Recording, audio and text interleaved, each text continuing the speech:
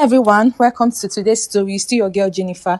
Thank you for always supporting. So today we have a powerful and emotional story filled with pain, healing, and hope. I hope you all enjoy it. So sit back, relax, and let's begin. Have you ever worked so hard for the life you wanted that you truly believed nothing could ever take it away? The success, the fame, the future that finally felt certain. After years of struggling, after years of pain, you finally look at your life and whisper, maybe everything is finally falling into place. But sometimes, life changes in a single moment. One betrayal, one terrible night, one accident, and suddenly, the same person who once had the whole world at her feet is left trying to survive the ruins of the life she once knew. This is not just a story about heartbreak. It is a story about loss, about faith, about healing after everything falls apart. It is the story of a woman who lost her career, lost the people she trusted, lost her ability to walk, and almost lost herself completely. But sometimes, when God allows the rain to fall, it is not to destroy us. Sometimes, it is to lead us to the people who will help us heal after the storm. This is After the Rain. Nadia Hart was one of the most loved actresses in London. Fans admired her beauty, confidence, and grace. But what people loved most about Nadia was her story. Because Nadia did not come from wealth. She grew up in a small working-class neighborhood in East London with her parents and older sister Lily. Her mother ran a small food stand near a train station, while her father worked long hours at an electrical supply store in South London just to keep the family afloat. Life was never easy, but their home was filled with love and faith. As a child, Nadia loved movies more than anything. While other children slept, she stood in front of an old mirror pretending to be an actress, recreating scenes from romantic films she watched with Lily. Her sister would laugh and say, "One day, the whole world is going to know your name."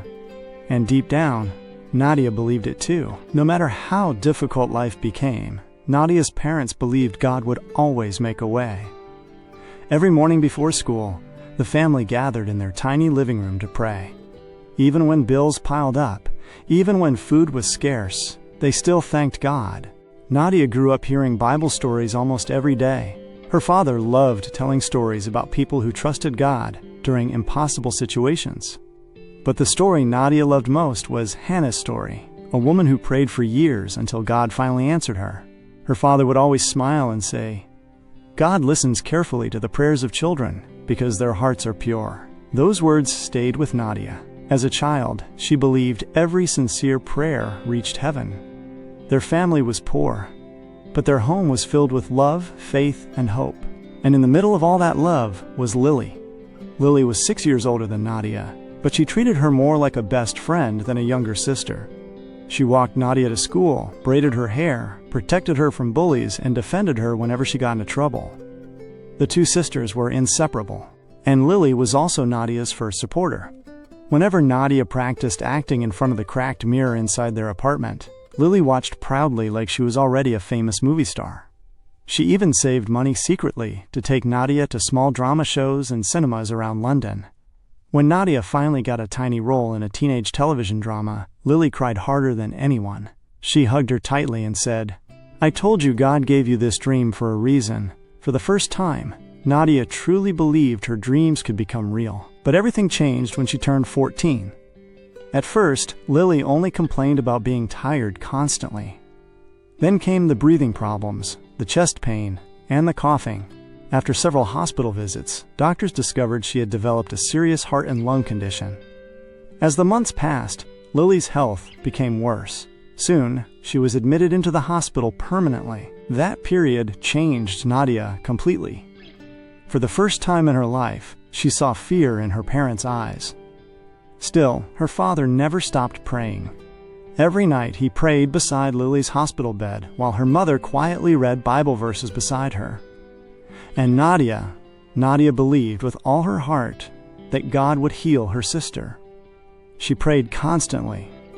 Sometimes she stayed awake, repeating the same words over and over. "Please, God, don't let my sister die." Because Nadia believed God answered prayers, especially the prayers of children. But one cold, rainy morning, the hospital called, and everything fell apart.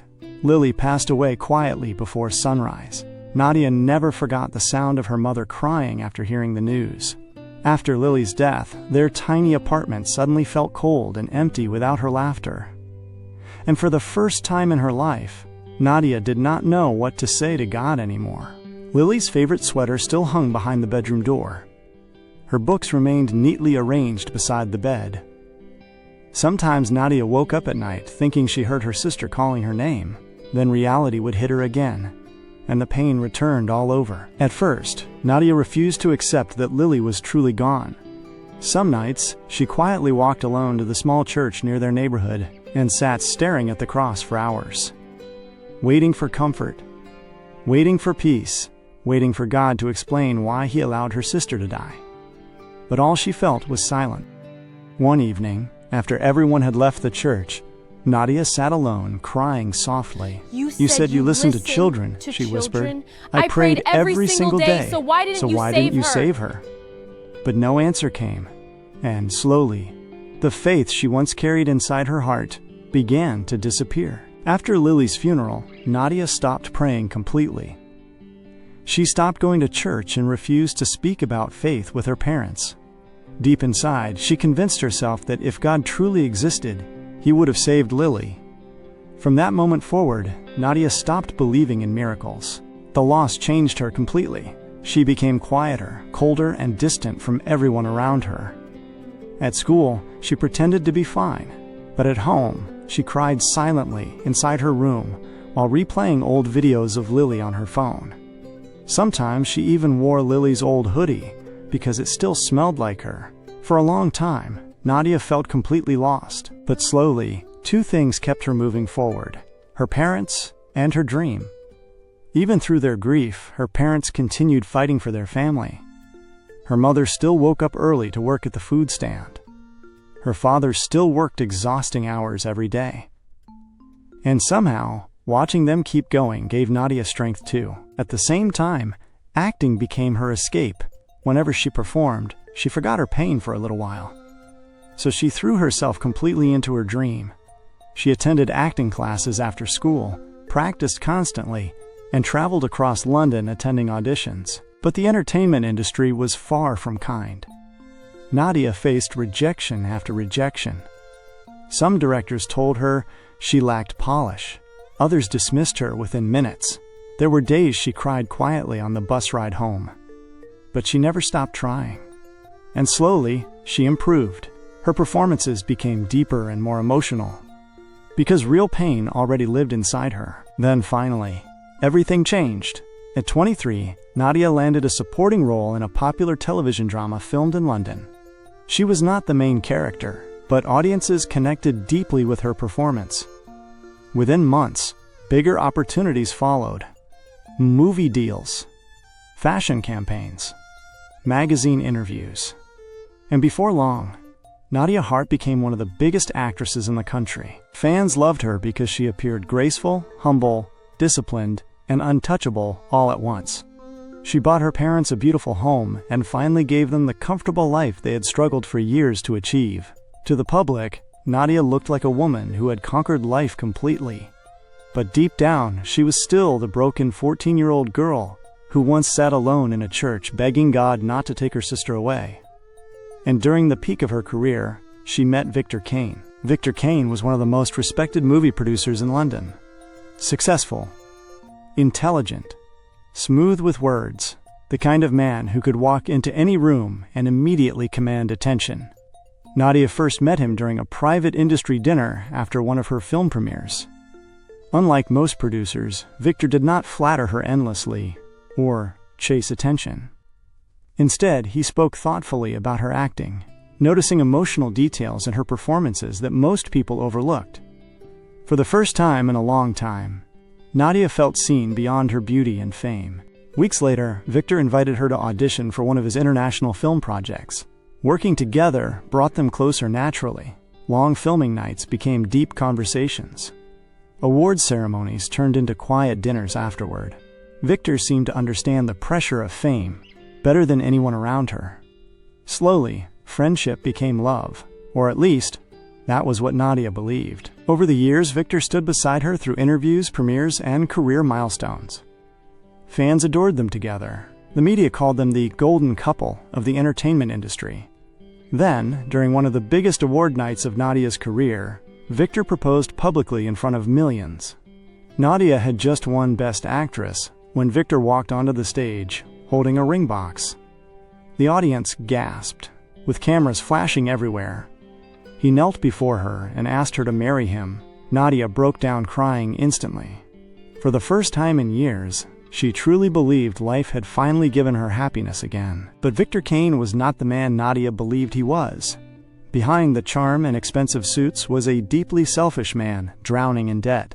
Victor secretly lived far beyond his means.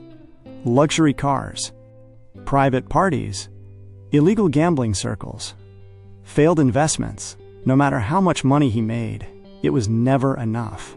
And instead of fixing his life honestly, he saw Nadia as his solution. To the public, he looked like a devoted fiancé.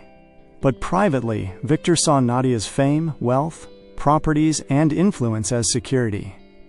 The truth was painful. Victor did not truly love Nadia. He loved what being with Nadia did for him. And sadly, he was not betraying her alone. The other person involved was Serena Vale, another famous actress, and Nadia's closest friend. The two women had known each other long before fame, back when they were struggling actresses surviving failed auditions and cheap meals together in London. Over the years, their friendship became famous in the entertainment industry. Fans loved seeing them together. But while Nadia genuinely cared for Serena, Serena secretly envied her. No matter how hard Serena worked, people naturally gravitated toward Nadia more. Nadia's success seemed effortless. Meanwhile, Serena constantly struggled to stay relevant. Slowly, admiration turned into jealousy. Then, jealousy became resentment. Serena wanted Nadia's fame, influence, and perfect public image. Eventually, she wanted Victor too. At first, Serena and Victor only grew close professionally. Then, private conversations became secret meetings. And before long, their relationship turned into an affair. Victor was weak, and Serena knew exactly how to manipulate him. As Victor's financial problems worsened, the two of them quietly began planning a future without Nadia. Victor secretly prepared business agreements that would eventually give him access to parts of Nadia's finances and properties after marriage. At the same time, Serena planned to slowly destroy Nadia's public image through scandals, rumors, and false stories. Because in their world, reputation was everything. And once Nadia became emotionally vulnerable, they believed she would be easier to control. The cruelest part was that Nadia trusted Serena completely. Serena attended family dinners, vacations, fashion events, and even Lily's memorial gatherings. Whenever Nadia grieved her sister, Serena stood beside her, pretending to comfort her, while secretly envying the love Nadia received from everyone around her. Nadia never realized the woman she trusted most had been competing with her for years. As the wedding approached, Serena became even more involved in Nadia's life. Nadia chose her as chief bridesmaid without hesitation. The wedding quickly became one of the biggest celebrity events in London. Fans counted down excitedly online, while magazines covered every detail. And through all of it, Serena smiled beside Nadia, pretending to be happy for her. But deep inside, she hated her. Then finally, only days before the wedding, everything fell apart. One evening, Nadia unexpectedly drove to Victor's office after he stopped answering her calls while they were supposed to finalize wedding arrangements. At first, she assumed he was simply busy working late. That was normal for Victor, but the moment she reached his private office floor, something felt wrong. The lights inside were dim, and as she approached quietly, she heard laughter. A woman's laughter, Serena's voice. Nadia froze instantly. Then she heard Victor speaking. His voice was calm, cold. Once the wedding is done, everything connected to her becomes connected to me. He chuckled softly. She trusts me completely. Serena laughed quietly. And what happens when she becomes useless? Victor answered without hesitation. Then we move on, baby. Nadia felt her entire body go numb. The man she loved never truly loved her. And the woman she trusted most secretly hated her all along. Her engagement ring suddenly felt heavy on her finger. Tears filled her eyes instantly as panic took over. Without thinking, Nadia rushed out into the stormy London night. Rain poured heavily across the streets while paparazzi photographers nearby immediately noticed her emotional state. Even her pain could become entertainment for the media. Inside the car, Nadia's hands trembled violently against the steering wheel. Then her phone began ringing repeatedly. Victor. Again and again. Pretending to care. Pretending nothing had happened. As Nadia drove through the rain-covered streets, painful memories flooded her mind all at once. Lily in the hospital bed. Her father praying desperately. The silence she felt after losing her faith. Every sacrifice she made to survive. And now this betrayal. At one point, Nadia screamed through tears, "What did I ever do to deserve this?" Then, suddenly, bright headlights appeared through the heavy rain. A large truck lost control on the slippery road ahead. Nadia looked up too late. The sound of brakes. Shattering glass. Then darkness. Complete darkness. Days later, Nadia slowly opened her eyes inside a quiet hospital room. Machines beeped softly around her. Her body felt weak and numb. Bandages covered parts of her body, and one side of her head had been shaved after emergency surgery. Terrified, Nadia tried to move her legs beneath the blanket. Nothing happened. Her heart dropped instantly. Then, the hospital room door opened gently. And for the very first time, Nadia met Dr. Gabriel Hahn. Gabriel was one of the hospital's leading spinal trauma specialists. Tall, calm, soft-spoken, with kind eyes that immediately noticed the fear on Nadia's face. Patients trusted him deeply because he treated people with unusual patience and warmth. But Gabriel's compassion came from personal pain. His father, Michael Hahn, was a successful British businessman who owned an international coffee and bakery company across Europe and parts of Asia. Years earlier, during one of his business trips to South Korea, Michael met a gentle Christian woman named Sun-hee. She worked in a small bookstore beside a church in Seoul. Despite their very different backgrounds, they fell deeply in love and eventually built a peaceful life together in London after marriage. Gabriel grew up in a warm home filled with faith, kindness, and strong family values from both cultures. But when he was 13 years old, everything changed. His mother developed a severe neurological illness that slowly damaged her ability to walk. Watching the once energetic woman become dependent on wheelchairs, hospital visits, and medications changed Gabriel deeply. During those painful years, he spent countless hours beside her in hospitals, feeling helpless while doctors tried to ease her suffering. Yet even through her pain, Sun-hee remained gentle and kind. Before she passed away years later, she held Gabriel's hand tightly and whispered words he never forgot. Never become tired of being kind. Some people are fighting battles nobody else can see. Those words stayed with him forever. They became the reason he chose medicine. Years later, while struggling through medical school, Gabriel discovered Nadia Hart through one of her films.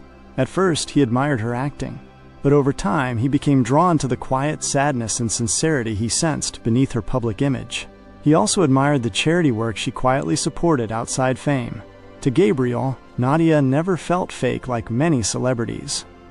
She felt human, and long before meeting her officially, he had already been silently rooting for her happiness from afar, never imagining their lives would someday collide through tragedy. Now, standing quietly inside Nadia's hospital room, Gabriel immediately recognized her.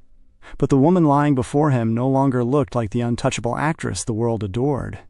She looked frightened, broken, and completely unaware that her life had just changed forever. So the night Nadia Hart was rushed unconscious into the emergency unit after the accident, Gabriel froze the moment he heard her name. Rainwater soaked her clothes. Blood stained parts of her hair. Doctors and nurses rushed around her while reporters and cameras quickly flooded outside the hospital after news of the accident spread online. Within hours, fans gathered outside praying for her survival. The hospital increased security immediately to protect her privacy. And through all the chaos, Gabriel took charge of her case alongside the surgical team. Not as a fan, but as a doctor determined to save her life. Nadia remained unconscious for 9 days. 9 painful days filled with uncertainty. Her parents barely left the hospital. Her mother prayed quietly beside her bed almost every night, while her father held his Bible tightly in trembling hands. And through it all, Gabriel remained calm, focused, and protective of her privacy.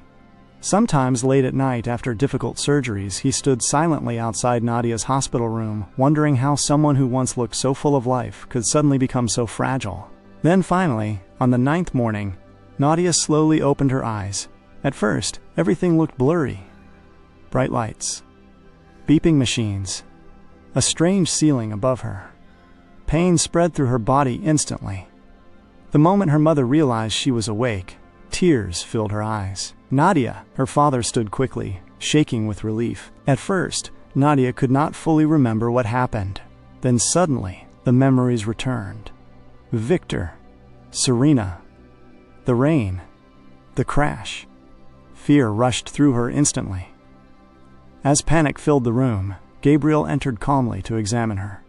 He spoke gently while checking her vitals and asking simple questions to monitor her condition. And despite her fear, Nadia noticed how calm his voice sounded. Later that evening, after additional scans and examinations, Gabriel sat carefully beside her bed. His expression was soft, serious. "Nadia," he said quietly, "your spinal cord suffered severe damage during the accident." She stared at him silently. "We performed multiple surgeries to save your life, but the injuries were very serious." Fear slowly filled her eyes. "Recovery will take a long time." Then came the words that shattered her completely. "There's a possibility." Gabriel hesitated gently. "That you may never walk again." The room became painfully silent. Nadia looked down toward her legs beneath the blanket and tried desperately to move them. Nothing happened. A terrified sound escaped her throat. "No!" Her breathing became uneven as tears rushed down her face. "No, no." Her mother immediately began crying beside her, while her father turned away, struggling to stay strong. And Gabriel simply sat there quietly, while Nadia's entire world collapsed in front of him. After that day, something inside Nadia broke completely. She refused almost everything: food, visitors, therapy sessions. Sometimes, she even refused seeing her own parents. The betrayal, the accident, and the possibility of never walking again crushed her emotionally. And what hurt most was seeing Victor and Serena pretending publicly to care about her. Online interviews showed Victor acting heartbroken over her tragic condition. Serena posted fake supportive messages pretending to pray for her recovery. The sight of it filled Nadia with rage. One afternoon, after seeing another interview online, Nadia threw her phone violently across the hospital room. "They're lying!" Her voice cracked through tears. "They ruined my life." Bitterness slowly consumed her heart. And deep down, the broken little girl who once lost her sister began losing hope all over again. While Nadia remained in the hospital, her life outside slowly fell apart. At first, the entire country was shocked by news of her accident. But in the entertainment industry, people move on quickly. Brand deals quietly disappeared. Contracts were canceled. Directors who once fought to cast her began replacing her in upcoming projects. Officially, they blamed production delays. But everyone knew the truth. Nadia Hart was no longer profitable in her condition. Online, things became even crueler. Bloggers and gossip pages spread rumors about her accident and questioned whether she would ever return to acting again. And in the middle of it all, Victor Kane made a public statement. With carefully rehearsed sadness, he announced that their wedding had been postponed indefinitely due to her health condition. The public sympathized with him. Poor Victor, the man standing beside his injured fiancée. But behind closed doors, he had already moved on. Soon after, Serena Vale began appearing publicly beside him, smiling softly, holding his arm in front of cameras, pretending to support him through the difficult time. Then quietly, Serena secured one of Nadia's major endorsement deals, a deal Nadia had spent years building. Now it belonged to her. While Nadia lay in a hospital bed fighting for her life, the world she built was being divided without her. That realization hurt more than the accident itself, because she was not only losing her career, she was losing her identity. Due to complications from surgery, nerve damage, and severe depression, Nadia remained in the rehabilitation wing for months. Some days she refused food. Other days she refused therapy completely. And whenever it rained, her body reacted before her mind did. Her breathing tightened. Her hands trembled uncontrollably, because the sound of heavy rain always took her back to the night everything ended. Sometimes she woke from nightmares screaming from memories of crashing metal, shattered glass, and flashing headlights. Through all of it, Dr. Gabriel Hahn remained steady, calm, patient. He never judged her anger, never treated her like a burden. And most importantly, he never looked at her with pity.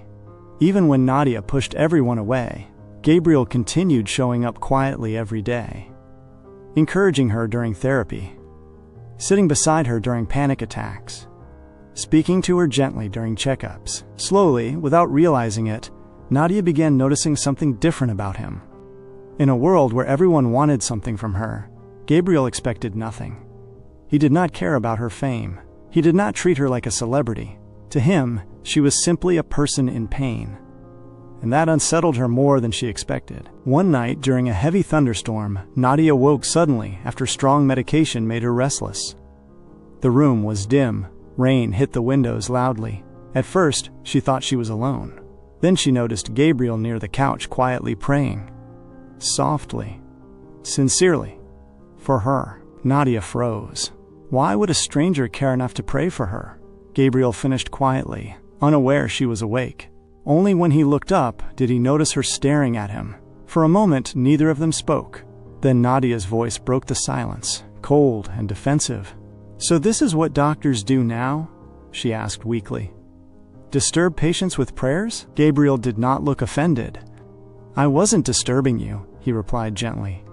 "I was only praying for you." Nadia laughed bitterly. "You don't even know me." Gabriel looked at her quietly. "That's true," he said softly. "But I know pain when I see it." Silence filled the room again. "There's no point," Nadia whispered. "There's no God listening. I prayed before, and nothing changed." Gabriel walked closer, stopping beside her bed. He did not argue. He did not force belief onto her. "I'm not here to force you to believe anything," he said calmly. "I'm here because it's my duty to care for you." Then after a short pause, he added, "And because you are not alone in this room, even if you feel like you are." Nadia's fingers tightened slightly around the bedsheet.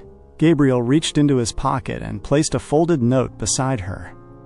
"Read it when you're ready." Before leaving, he said quietly, "Good night, Nadia." After he left, the room became silent except for the rain. Eventually, Nadia opened the note. Inside was a Bible verse.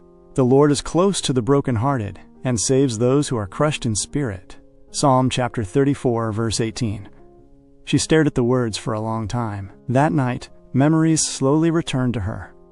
Lily's laughter, her father praying, the small church near their old home.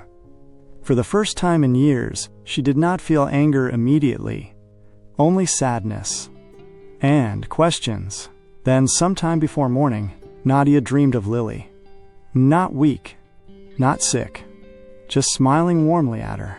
Lily gently held her hands as if trying to tell her everything would be okay. And for the first time in years, Nadia felt peace. The next morning, Gabriel kept a careful distance during his rounds. Professional as always. But before he could leave, Nadia stopped him softly. "Dr. Gabriel." He turned back. Her fingers tightened around the bedsheet. "I'm sorry." Gabriel stayed quiet. "For everything I said last night," she whispered. "I was angry at everything. At life, at people, at God, at myself."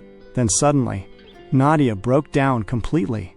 "I don't understand why everything keeps being taken from me." Her voice trembled with pain. "My sister, my career, my future." Gabriel listened quietly without interrupting. Then softly, he said, "I understand more than you think." Nadia looked at him through tears. "My mother was sick for years," he admitted quietly. "And in the end, I still lost her." A painful silence filled the room. "There were days I questioned everything too," he continued. "But I learned that pain does not always mean God is absent." Nadia stayed silent, listening carefully. "You don't need to force yourself to have answers right now," Gabriel said gently. "But don't close the door completely." Nadia's lips trembled. "I don't even know how to start again." Gabriel nodded slightly. "You start by surviving this." Then softly, he added, "And you won't go through it alone." That was the first time Nadia cried without anger. Only pain and relief. Over the following weeks, something slowly began changing inside her. She stopped pushing everyone away so harshly. And one afternoon, Gabriel introduced her to his aunt, Reverend Sister Grace. Unlike most people, Sister Grace did not pressure Nadia with sermons or force conversations about faith. She simply sat beside her quietly and listened. Slowly, Nadia began opening up. About Lily. About her anger. About her fear of never becoming herself again. And little by little, something inside Nadia slowly began to heal. She started attending therapy sessions again. At first reluctantly, then more consistently. She began eating properly again, not because she was happy, but because she was choosing to live again. Sometimes late at night, Nadia whispered small prayers into the darkness. Not perfect prayers, just honest ones. God, if you are still there, help me.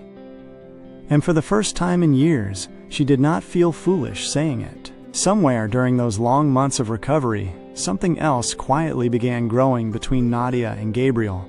Not suddenly, not dramatically, but slowly. In small moments, the way Gabriel stayed beside her during difficult therapy sessions. The way Nadia searched for him whenever fear overwhelmed her. The way silence between them no longer felt empty, but safe. People around the hospital began noticing. The nurses, the therapists, even her parents. But neither of them spoke openly about it. They stayed careful, professional around others, softer when alone, and somehow that made their feelings even more obvious. The day Gabriel finally confessed was quiet. Nadia had just finished a painful physiotherapy session and sat near the hospital window exhausted when Gabriel entered the room.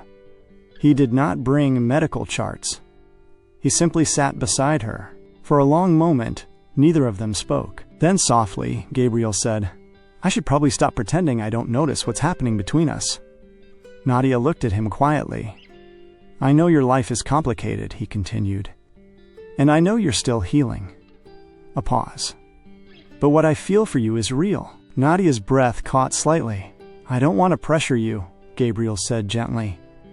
"But I can't keep pretending I only care about your recovery." For the first time in a long while, Nadia did not feel fear, only warmth. Weeks later, after being discharged from the hospital, Nadia returned home to live with her parents. The house felt familiar, but she was no longer the same woman who left it. She was quieter now, more thoughtful, still healing, but alive. What surprised her most was that Gabriel did not disappear from her life. He kept visiting quietly, sometimes checking on her recovery, sometimes sitting with her parents, sometimes simply keeping her company. He never forced himself into her space, but he never abandoned her either. And slowly, Nadia began understanding something she had never truly experienced before. Love that did not depend on fame, love that did not demand perfection, love that stayed, even in brokenness. Meanwhile, the truth about Victor and Serena did not stay hidden forever. At first, there were only whispers in the entertainment industry. Strange financial records, suspicious contracts, hidden gambling debts connected to Victor's company. Then, the investigations began. And when the truth finally surfaced, it destroyed everything. Victor's business empire collapsed under fraud investigations and illegal financial activity. The same man once admired beside Nadia on red carpets was suddenly exposed publicly as a liar and manipulator. Serena's downfall followed quickly after leaked messages exposed her role in sabotaging Nadia behind the scenes. Brands dropped her. Studios distanced themselves. The industry that once celebrated her quietly shut its doors against her. But despite everything, Nadia no longer wanted revenge. She did not obsess over headlines. She did not celebrate their downfall, because for the first time in years, her heart was finally learning peace. A year later, Nadia's life looked very different, but it was no longer empty. After months of painful rehabilitation and therapy, her body slowly began responding again. At first, there were only tiny movements, then gradual improvement. Eventually, with support and determination, Nadia regained partial movement in her legs. Some days remained painful. Some days were exhausting. But now, there was hope. And emotionally, Nadia had changed too. The sadness in her eyes slowly softened. She began smiling again, quietly at first, then naturally. When she eventually returned to public life, it was not through a dramatic comeback, just a gentle return. People no longer admired her only for beauty or fame. Now they admired her strength. In interviews, Nadia spoke openly about healing, forgiveness, and rediscovering faith after pain. And through all of it, Gabriel remained beside her, not as her doctor anymore, but as the man who stayed when her world fell apart. Then finally, on a soft, rainy evening outside the rehabilitation center, Nadia stood beneath the sound of falling rain once again. Only this time, she was no longer afraid of it. Gabriel waited outside, holding an umbrella as she slowly stepped forward toward him. One careful step, then another, each step carrying pain, survival, healing, and hope. When she finally reached him, tears filled her eyes. Not from sadness, but peace. "I spent my whole life believing success could save me," she whispered. A tear slipped down her cheek. "But losing everything brought me back to God." Then softly, she added, "and led me to you." Gabriel's expression softened instantly. He gently steadied her beneath the rain. "You are never alone, Nadia," he said quietly. "And you never will be again." For the first time since the accident, Nadia no longer felt like she was surviving. She was finally living again. And as the rain continued falling softly around them, Nadia Hart finally felt whole.